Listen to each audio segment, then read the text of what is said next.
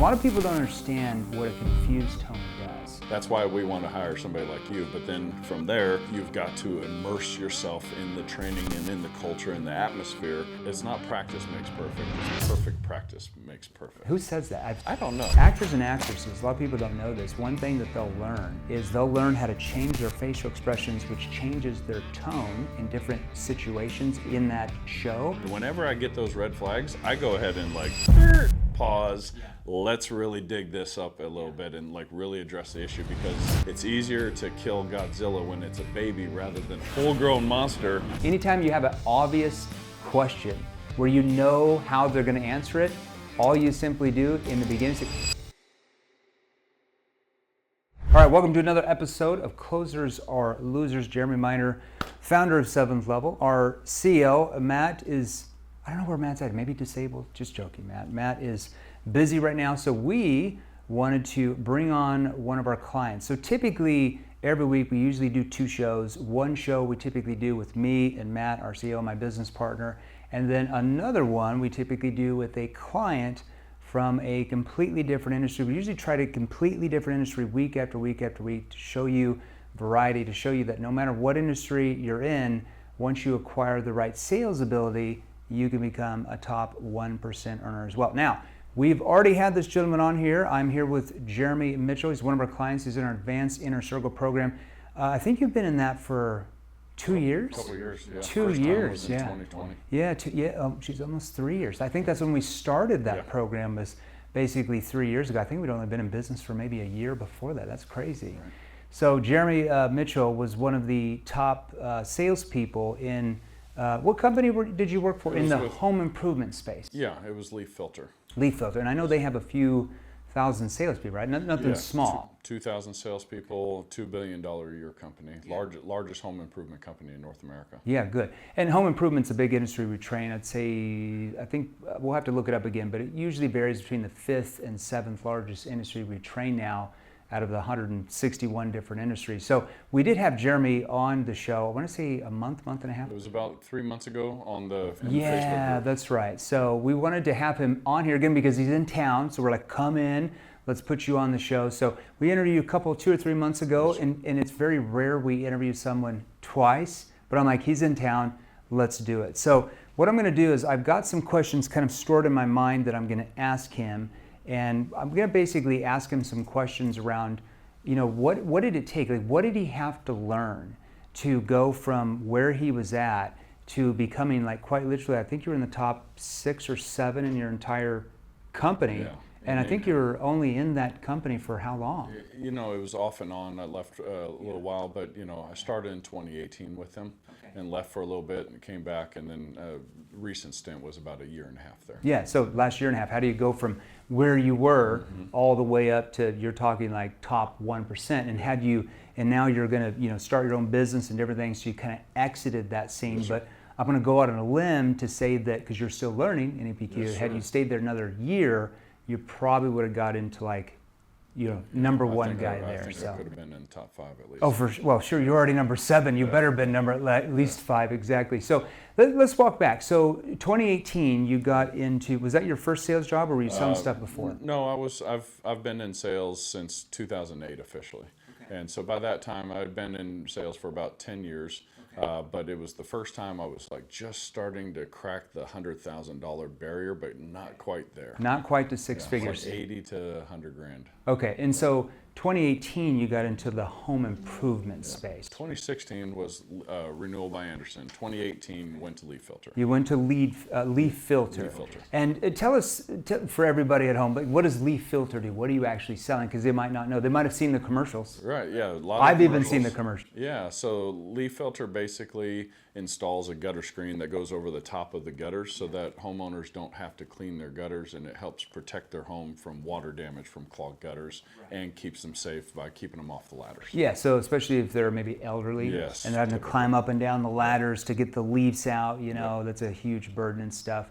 Yeah. Okay, so let's go back to 2018. Yeah. You're working at the job. Where were you at back then compared to where you're at now? In terms of income? Well, just anything, your sales ability, just all that stuff.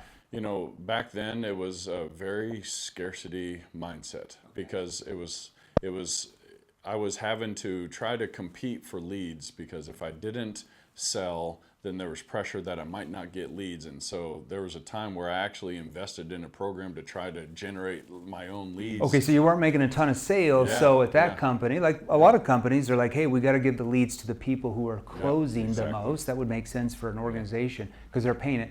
So you got to a point where, you know, out of the 2,000 reps, where do you think you were back then? I was probably middle of the pack at best. Okay. Yeah. At best, all right. So Yeah. you're like maybe number 1,000 or like number 1,300 out of 2,000 or something. Yeah, and back then, you know, the top rep maybe made 300 grand a year, and I was, you know, so I was probably in that 50 percentile roughly. Okay, so you're about there. Okay, so back in 2018, you're getting close to, you're making around 6 figures a year, Yeah. somewhere in that Yeah. range. And then, you know, fast forwarded a couple years, I guess you got into one of our training programs in 2020, Yeah. and then eventually into Advanced Inner Circle, which I went straight think we into just Inner Circle. started in 2020. Yeah. What caused you, as somebody who was already making kind of right there at the 6-figure range, to be like, hey, I'm missing something. I need to acquire more skills? Because a lot of salespeople, you know, we see this all the time. A lot of salespeople in companies, they get a big head. They'll get up to 100,000 a year. They're like, I know everything there is to know about selling. I don't need to learn anything else. Right. And because of that, they just kind of stay capped. They can't get above that mark. For me, I'm a consummate learner. I'm always trying to look and get better, and I went from making $2,000 a month to making $10,000 a month by constantly investing in myself. Right. Okay. So you wanted to learn. So how did you even find us back in 2020? We were in 2020. We might have had 15 employees. Now we have like 160 some. So back then, how I initially met you is you were coaching a company that was selling a biz op. Oh, okay. And then you were like on the tail end of that, and I was debating on joining the biz op. That's right. I got Okay. the SBA loan. I got 40,000, you know, from the SBA, and it was kind of an opportunity. And you said, you know, I think it'd actually be better off if you invested in your skills so that you could earn more money in sales rather than the biz op. And the biz op ended up going under. So I appreciate. Oh, I you, see. saying I always look out for people. Our attorneys won't even let us train that type of industry. No offense to that industry. They don't want us to train that type of industry for some obvious reasons.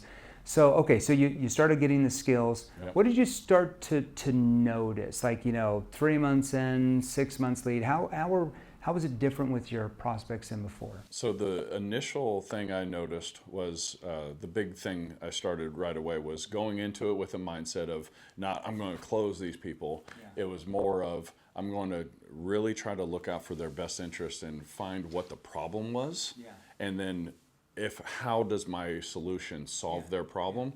And because you said be a professional problem finder and a professional problem solver. Yeah, because you pretty much know any prospect where you get a lead and come out to the house. Obviously, they have problems, right? Even if they don't act like they do. Yeah, most people will act like they don't because they feel like if they do, you know, even though they requested you to come out in your industry, you got a lead, that if they open up too much, you might sell them something, even though manipulate them. So they want to be standoffish. So one of the first things that we train you, especially in Advanced Inner Circle, is how do you get the prospect to let their guard down and emotionally open up. So you know, in our advanced training program, you start to teach that. So how did you start to learn that? Like, what was some things you did? The big takeaway in the beginning was using neutral language.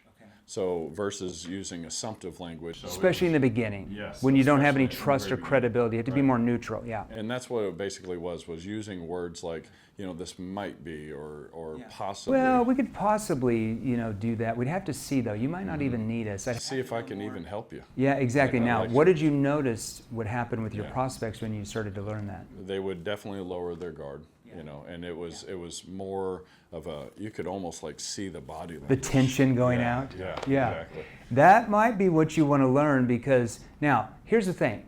Do we know we can help them? Yes. Does the prospect know you can help them in the first 2 minutes of a sales conversation where you have zero credibility and zero trust? No. So what do we first have to do is we have to, like you're saying, learn how to disarm them where they let their guard down and open up. So when we ask questions, they actually trust us enough to tell us what's going on. Give us the real answer. Give us the real answer, the real problem. And then we build such a big gap from where they are to where they want to be that by the end, they're just like, they feel like, of course, I have to change my situation now.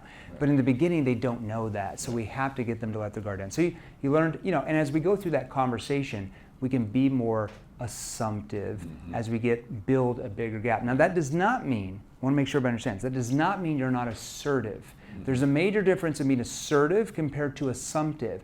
I can use neutral language and like, well, you might not even need us. I'd have to know a little bit more about, see, I'm still assertive there. I'm not like timid, like, well, you might not be able to, like I'm not timid. I'm not like boring or anything. I'm still assertive, but I can still be neutral enough to get them to open up emotionally. Because that's where the sale is made, right? We all hear the sale is made, human beings make decisions emotionally, they just justify them with logic. Okay, so that's one thing that you started to learn.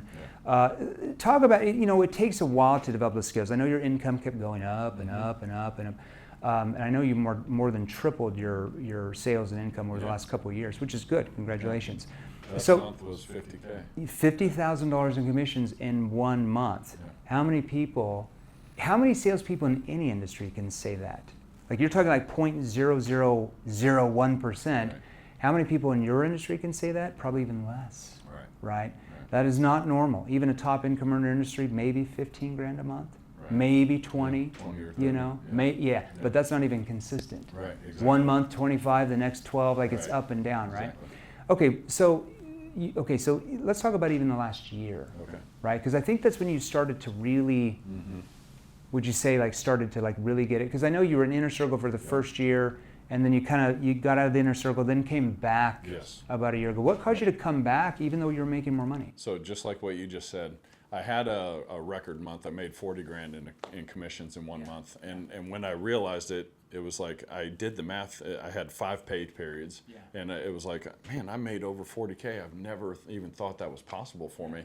And I was like, I knew that I had an old story that when I raised my standards to get to 20K a month, I didn't want that 40K to be a one-time thing. And 2 years ago I made 40K. The Heisman Trophy winner. Right, So I just wanted to be able to, and so I asked myself this question. I was like, how can I ensure that I make 30 to 40K every month and not this one time 2 years ago? Exactly, exactly, 100%. Okay, so you got back in inner circle. What's been some biggest things, because I know the audience our community will want to know, what have been like maybe a couple of different things that you've really learned from the training in the last even 6 months or a year that has really elevated your ball game? So and I'm still learning this, the tonality, and the verbal pausing. Those two things are probably some of the biggest things. And like we just did the inner circle training, when you mentioned, making it look big, and so I'm still learning the body language and all those little nuances, right? Yeah. The nuances it's a big deal. Yeah. You'd be surprised. Yeah, that's what I talked to that guy, Matthew, he was in medical device sales. He thought, well, I don't think that, I've looked into this. I don't think this will really work. And so when I role played with him, medical device is one of the biggest industries we train. Yeah, I was like, dude, there's like 4 or 5 people just on the inner circle. And that's like a small group. Yeah. And we probably have thousands in the other training program. We did a quick role play, and I asked him the problem awareness questions and the solution awareness questions with the verbal pausing and the tonality, and he was like, wow. And he used it the next day, and he made a sale and closed the deal up, and then he joined 3.0 because of that, because he was like, I didn't realize how nuanced it's like I tell people, you can give them a golden script, but everybody knows it's not what you say, it's how you say it. Because you're triggering different emotions, right? Yes. A lot of people, they always ask me, because we're really known, I would say NEPQ is known for the questioning ability, but also the tonality and body language, right? Which is very unique for a sales training company to even know what that means. Because you'll read a book. Every book you probably read on sales says like 93% of the sales by your nonverbal communication, your body language, and your tone. But then nobody shows you exactly how and what that actually means. It's just like they copy and paste it from another guy or lady's book from 20 years ago, and you just like, well, what does that mean? I don't understand, right? And so even like, little things like for your industry where, we kind of ask that consequence question. Well, okay, but why? We kind of push back a little bit to get them to pull me. Why look at doing this now? I mean, why not push it down the road like, a lot of people do who end up, blank or whatever. Or it could be like, what is your rationale question for your space? So my rationale question would be something like, so help me understand the rationale why you would even be possibly looking at doing something like this rather than just climbing up on the ladder and keep cleaning the gutters yourself, every, 3 or 4 months. Yeah. And how do they react to that? Oh, they are usually like, well, my wife doesn't want me climbing the ladder. Yeah, they defend themselves on why they want to change, which is good for you, right? Now, you can't ask that question in the first 2 minutes of the conversation because you haven't built any of a gap yet. But the rationale question does two things. It basically helps them tell you other reasons why they want to change, because the more reasons, the more problems that they can tell themselves they have, the bigger the gap from where they are to where they want to be. But also, you kind of prevent one of the objections from, so what's the main reason why you're looking at, putting this in rather than just, just keep using the ladder every couple of months or something. Yeah. But I have to say that with like a kind of a concern / I'm confused tone, which triggers them to be like, well, of course I wouldn't do that because of X and Y and Z, right? But if I sit here like, rather than just, climbing up the ladder, well, I guess I could, right? It's all how I use my hand gestures, because you're there at their home. Yeah. Even if I'm on the phone and if I'm selling something on the phone, let's say if I sold life insurance on the phone, I'm still going to use my hand gestures because that affects how my tone comes across, right? You can't sit here with the, and change your tonality like with the stiff, not moving, no facial expression. Like you try it out, like if you can do a confused tone without moving your facial expressions. It's really hard to do. A lot of people ask me going back like, hey, where did you learn the tonality? Because it's really not taught. Right. There's a few people that teach it. So after a couple years being in sales, I'm like, okay, what do I have to do to get to the next level? And I kept reading those books that said, it's all the tonality, it's all the body language. And I'm like, I got this, I don't even know how I got this idea, but I got this idea of like, I need to hire like acting instructors. And I'm not talking about like, Karen down the road, no offense, Karen, that charges, $30 an hour because she went to acting school 30 years ago. I'm talking about like ones who train, Tom Cruise or Nicole Kidman or Julia Roberts or George Clooney. So I spent tens of thousands of dollars on that skill the next year, bringing in like the right like instructors. And one of the biggest things that I learned is how to use your facial expressions to change your tonality. So actors and actresses, a lot of people don't know this, one thing that they'll learn is they'll learn how to change their facial expressions, which changes their tone in different situations in that show, and it triggers different emotional drivers in the audience's brain, which keeps you engaged, right? So you'll notice, I want you to watch your favorite actor or actress in the next movie and just pay attention to their body language and they say certain things and their tonality, and it looks so real and natural, you can't tell it's a movie, right? You view them as the character they're portraying, not the movie star themselves when you watch them in a movie, right? Who's your favorite actor or actress? Well, I like Johnny Depp. Okay, so Johnny Depp, right? So amazing tonality and body language, right? You don't, when he's, so Pirates of the Caribbean, you don't view him as Johnny Depp in the movie, you view him as Captain Jack Sparrow. You see, it's so real because of his tonality and his body language and how he shifts and changes, and it feels so natural even though it's all scripted, 100%. So that's where I learned the different types of tone. We talk about there's actually many different types of tone, but the 5 you really have to understand if you want to get up to where Jeremy is you have to understand like a confused tone. Now a lot of people don't understand what a confused tone does. And sometimes we'll do a reel on a confused tone and they'll be like, you can't be confused, like you're going to show them that you're not an expert about your product. Well, I would agree. You can't be like, oh, I don't know how it works. Like that's not a confused tone. But let's say, give me an example of maybe one of your prospects, them giving you some type of an emotional word or something like, oh, I'm just having bubble, and they throw out an emotion. So we'll go back to the example of the rationale question. My wife, my wife won't let me climb the ladder. She's nervous about. She's nervous? Yeah. Hold on. See what it is? She's nervous? Yeah. See the confused tone? Now, why would I do that right there with that emotional word? Because here's what's going to happen in his brain. He doesn't even know he's doing it. His brain is basically telling his system, oh, he doesn't understand what I meant when I said that. I need to expand on that. I need to clarify what I mean by nervous.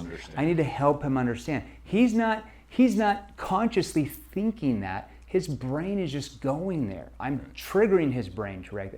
Hold on, nervous? Yeah. And he's like, well, yeah, because of, and now he starts to expand and he starts to relive the pain. Yep. See, that's where, in that context, you'd want to use a confused tone, okay? And there's other contexts, like if you're cold calling, well, I'm not even sure it makes sense for us to talk, but I'm not even sure if it makes sense for us, like I'm confused. Like I'm not even sure if it makes sense for us to talk. I push back, so they let their guard down, and then I get them to pull me back in after that. But I have to use that confused tone there to trigger curiosity. Yeah, it's just Jeremy Miner with XYZ Company. I was wondering if you could possibly help me out for a moment? Sure. It triggers curiosity because my confused tone. Notice I'm still assertive. I'm not timid. So that's a confused tone. What happened when you started, and I know you're still learning a confused tone, but what have you seen from that? Oh yeah, it got people to open up, and your big thing is it's not just that they're telling you what you need to use against them in the court of law, it's they're telling themselves and they're convincing themselves, and that's the beauty of NEPQ. It's self-persuasion, Yes. right? It's the highest level of persuasion. You'll learn that in behavioral science is a human being persuading themselves. Now, we teach you how to be like the facilitator in that, right? Because they're not just going to like, hey, persuade yourself, and here's the invoice and the wire directions. Just go ahead and persuade yourself. That's not going to work. The questionability in the tone causes them to build an internal gap in themselves. Let's go to a curious tone. There's other questions in your sales process that you're learning that you have to ask in a more curious tone. Like, oh, what do you do now? What's one of your situation questions? Well, let me think here. Just because it's been a couple months since I've been back there now.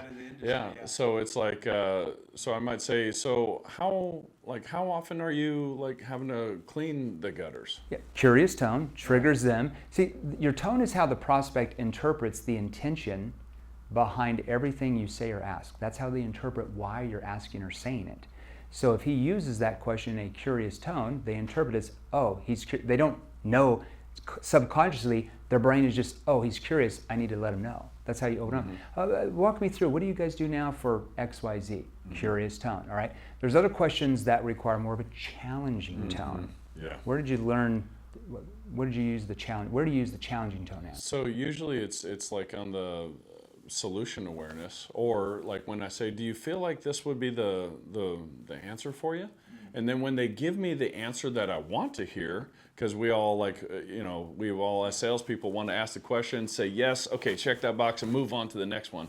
No, slow down a little bit and ask with a challenging tone. Well, why do you feel like it is though? Right? Like you're almost skeptical. Like, well, the reason why I like it is, see, now they defend themselves on why they feel like it's the answer, which builds a bigger gap. It's like you said about the pushing of the way. Push back a little bit, pulls them back in a little and bit. then they pull you back in even more. Right now, we don't want to go too negative. That's well, why the hell would you want to buy this? It's SHIT. We're not saying that. That's not going to work. You don't want that. Hold on. Why do you feel like it is though? Well, the reason why we like it is because of X and Y and Z. Another way you can use it is your consequence questions. So what happens if you don't do anything about this and X, Y, Z? And you repeat back the consequence. That's a challenging tone. Now there's also, one of the most important tones you have to learn is a concern tone, a tone that shows empathy. Tell us about when you started learning how to show concern, and where were you using problem awareness. When they bring up the problem, you want to be empathetic to their problem. And so how long has that been going on for? How long has that been going on for? So you can even put your hand on your chest. That signifies, it's a body language signal that signifies your concern. Like let's say if you got a kid at home, a teenager, and they're driving you crazy, and you use this body language. Well, I'm so disappointed in you. That's going to trigger them to get defensive because they feel like you're angry. But if I'm like, I'm so disappointed in you. that causes them to feel like you're concerned for them. You're disappointed, but you're concerned because you care for them, you love them. That diffuses the situation, rather than this with a different tone causes them to get defensive and dig in. Yeah. That's just by one little body language shift, going from here to here, escalating, and a shift in the tone, right? So if they give you like a problem, that, oh, how long has that been going on for? I'm lowering my tone, soft tone, put my hand on my chest. Oh, what happened then? Oh my God. You see, now they feel like I'm concerned. And that's what sales really is you want to find out what the problems are so you can help them solve their problem, because ultimately that's what we want. That's what selling is. Solving problems so your prospects get what they want, right? It's not about just making money, or it's not about manipulation or being adversarial, you against the prospect trying to win them over. That's what average salespeople do in our day and age. You want to be a top 1% rep in your industry. You got to understand selling's collaborative. You working with the prospect to help them find and solve their problems. Now that doesn't mean you get to the end and be like, well, let me know if you're interested. We're not saying that. That's not going to make you many sales either. Okay. And then and then one tone we train a lot is the playful tone. The playful tone, I find a lot of people, it takes them longer to really master the playful tone. In your mind, where would we use that? So there's a couple of different places. I might do it in the beginning. If somebody asks me, hey, I'm just Jeremy with Leaf Filter. Oh, how you doing today? I go, well, I'm just trying to stay out of trouble, man. And how do they react to that? Usually it's a little chuckle. Oh, I'm just trying to stay out of trouble. What about you? Oh, yeah, I'm sure you're not getting in trouble. Yeah. See, it's just an icebreaker, right? Another time I'll use it is when I ask people about when you're cleaning the gutters 3 or 4 times, they're still clogged. How often do you think you probably should be cleaning them out? Yeah, that playful tone. How do they react to it? They go, oh, yeah. Well, yeah, I probably should clean it a little more often. That you mentioned it. Now, this is kind of a cheesy question, but do you want that to keep happening if you didn't have to? See, this is kind of a cheesy question. Anytime you have an obvious question where you know how they're going to answer it, all you simply do in the beginning is say, and this is now you can't say this is kind of a cheesy question 5 times, because then it's going to look like a technique. You use it once in that conversation. Now this is kind of a cheesy question, and then you ask the question and they will never think it's cheesy. Watch it. Or this is kind of an obvious question. See, obvious or cheesy. I like cheesy better. And then, same thing. If they, you get into a conversation, it could be virtually, could be on the phone, could be, you sold in their home, B2C, could be in an office if you sell B2B. And they say, hey, how you doing? How's your day going? A lot of people are like, oh, I'm doing great, just working hard, which is fine. That doesn't hurt you, but it doesn't really help you. So how do you get them to start pulling you in and trusting you more? Well, you act like you're a human. Right. So I might be like, well, just hanging out, being boring. What about you? Oh, I'm sure you're not boring. Right. See, automatically, guard goes down, right? I'm a human. Now, I'm not saying say a joke like, well, what did the chicken say when the rooster crossed? That's just stupid. We don't mean that. But just have that playful tone. Oh, how you doing today, Jeremy? Oh, just been surfing on, let's say if I'm bald and I'm on Zoom and somebody gets on there, how you doing today? Just surfing the web, looking for a better hairspray. What about you? Oh, yeah, when my uncle went bald, I used to make fun of him all the time. Guard goes down, and then you get right in. That's good. All right, so talk to us about objection prevention. I know you're still learning that, but what have you learned? Because we always say, when we train you guys, especially in Advanced Inner Circle, because it's more nuanced, it's more industry specific. We always say that you have to learn how to listen to what the prospect means, not just what they say. Right. I think conceptually that takes people a little bit of time to understand what I mean by that. How did you start to learn to listen to what they mean, not just what they say? So it's the probing and clarifying. So if a customer gives me an answer, specifically if it's a yes answer, right? I want them to say yes. And then I challenge them a little bit, and then they say something from there. I really want to get beneath the surface, not just ask the surface level questions, and not just saying, okay, check that box, I got that one off, and move to the next one, because then it's just it was like I had an agenda and I tricked you into saying it's just like a surface level question, get you a surface level answer, and because they never emotionally open up, they don't really feel much urgency to want to change. Right. I always say, and it's reality, what's the biggest emotional driver in a human being that causes them to want to change? It's pain. It's Avoiding it's pain. reliving their pain, Yeah. and it's the fear of future Future. pain, right? Yeah. So in Tony your talks about like massive and immediate pain. yeah, exactly. Yeah. Yeah. So a lot of times prospects will have some pain, but it's up to you to expand the pain. See, the reason why you're getting some sales right now is you're noticing that you're mainly selling to prospects who have a lot of pain when you first start talking to them. That's the laydown Those are sale. laydowns, yeah. Those are the laydown.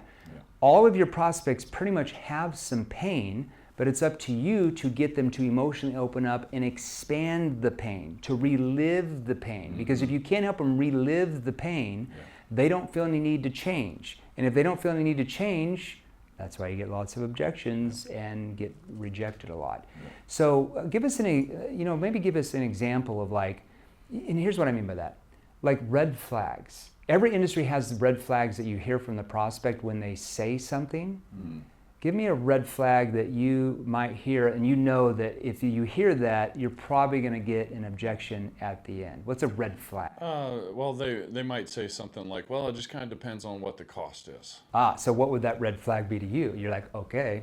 Yeah, I mean, it would might be a shop around objection, right? It might be a price objection. It might be a can't afford it objection. There's a lot of different things. So you can ask questions like in the solution awareness. So before we were out here, before you called us out here today, like, have you been looking at ways of helping your gutter stay clear of debris so you don't have to climb up the ladder and keep? Or what have you been doing? Yeah, exactly. And they might say what? Well, they might say, well, you're the first company I had come out here. And that's another red flag. That's another red right? flag, because they're going to be like, well, I want to keep talking Shopping with around. other companies, shopping around. Exactly. Yeah, and then, or if they say, well, I'm collecting bids or whatever, and so you want to, I go ahead, whenever I get those red flags, I go ahead and like, pause, let's really dig this up a little bit and like really address the issue, because like Tony uses the analogy of Godzilla, it's easier to kill Godzilla when it's a baby rather than a full-grown monster tearing apart the city after you laid out the price and everything. When you're trying to close and get them to yeah. commit, it's easier to at least maybe you can't even help them overcome it all the way, but you at least like reduce it a bit, Yes, right? exactly. It's Minimize, easier to handle at the very end. So give me an example, like if they say like, oh, well, you were just kind of collecting bids. How do you typically like kind of reduce it before you try to close? Well, I want to ask questions to figure out like, what are you looking for in those in the bids? Like, What are you hoping to see in the bids that you're getting? Yeah. Now, what does that tell you?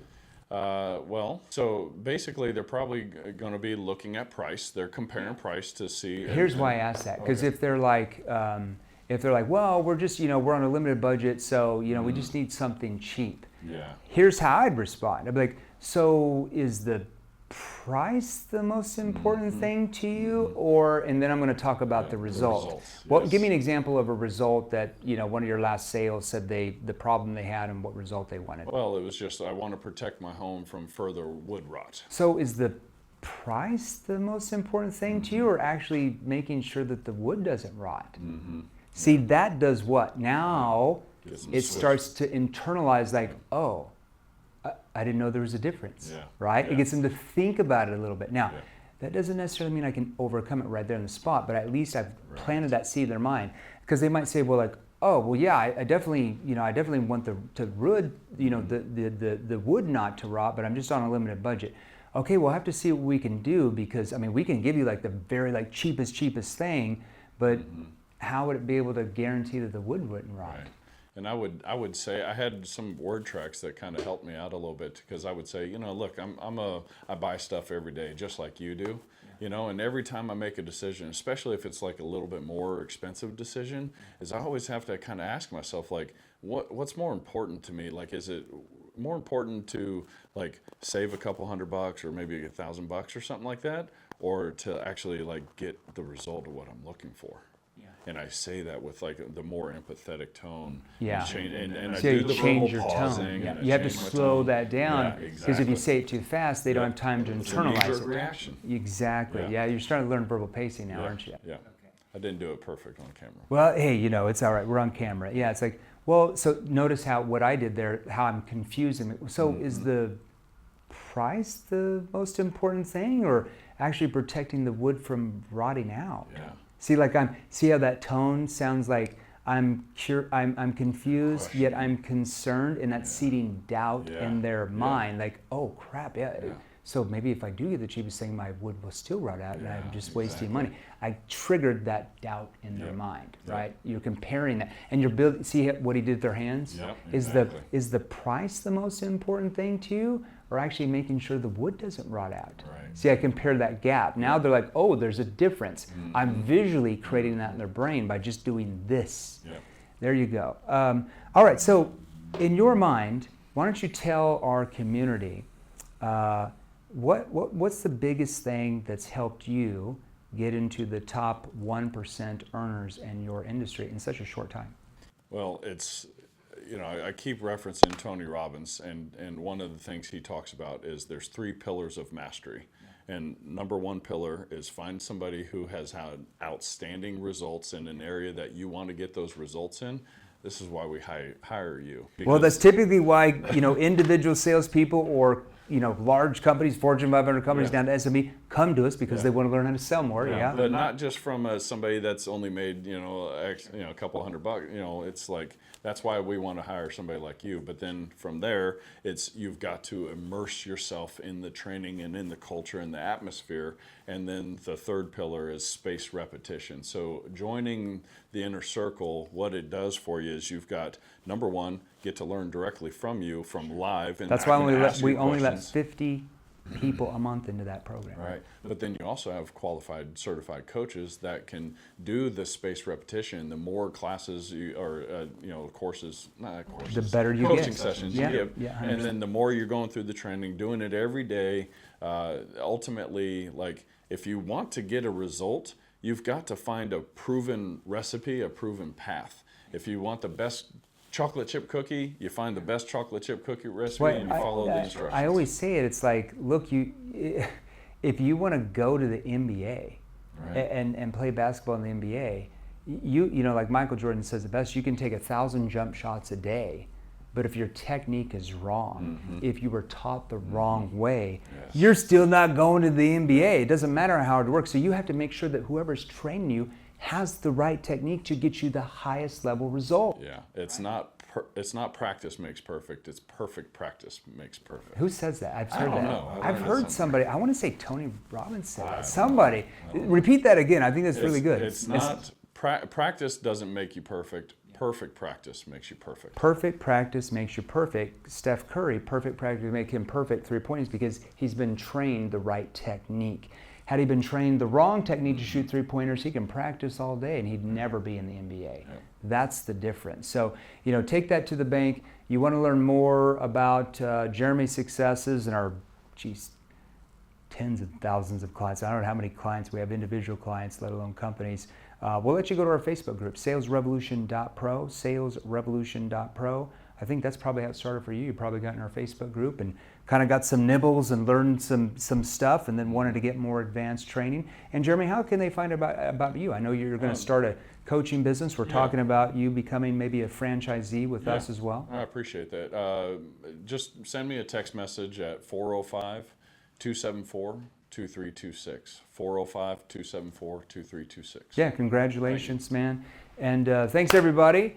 We are a wrap. Closers are losers. And then make sure you want to start learning how to sell more as well. A good place to go is barnesandnoble.com.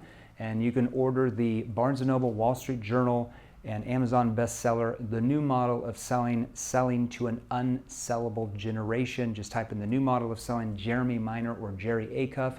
It'll pull up on barnesandnoble.com.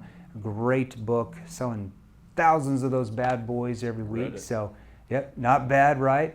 And we'll see everybody soon. Thanks for being on, Jeremy. Thanks, Jeremy. Appreciate you.